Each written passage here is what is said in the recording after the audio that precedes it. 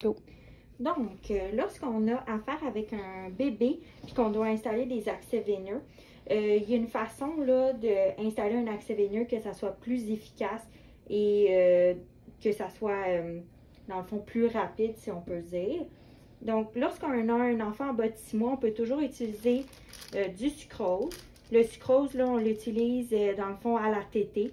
Donc, la maman ou le préposé, tout dépendant de qui est à l'aise de le donner, peut donner des petites gouttes sur la langue ou le mettre sur la suce. Donc, s'il y a la suce avec lui, on peut mettre des petites gouttes sur la suce et le faire téter. Ça va calmer l'enfant.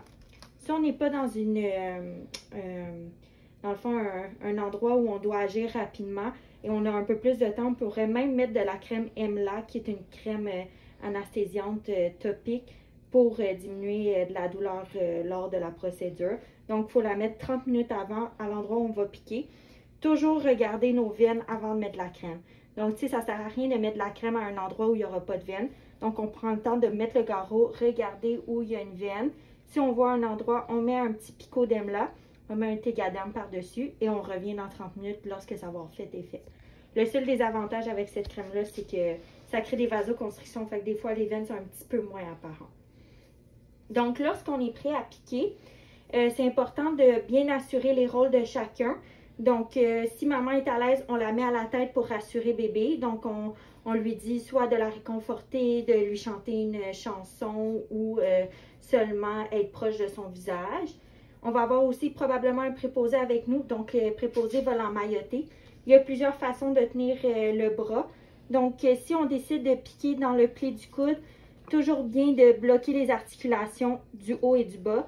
Donc, l'épaule et la main. Comme ça va permettre qu'on puisse installer l'accès veineux sans qu'il puisse bouger. Donc, si on bloque bien, il ne devrait pas avoir de problème. Tandis que si on ne tient pas l'épaule, c'est sûr que bébé là, va bouger.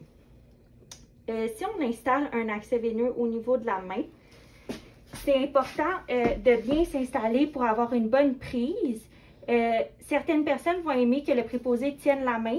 De mon côté, moi, j'aime mieux là, tenir la main moi-même pour avoir une meilleure prise. Donc, je prends la main avec mon pouce, je viens bloquer mes doigts. Et avec mon deuxième doigt ici, je vais venir bloquer le poignet, donc l'articulation du haut. Fait que là, je vais vraiment avoir une bonne ligne là, pour installer mon accès veineux. Je vais demander au préposé de tenir le coude ou l'épaule, tout dépendant comment on est installé, pour que moi, je puisse piquer dans cette position-là.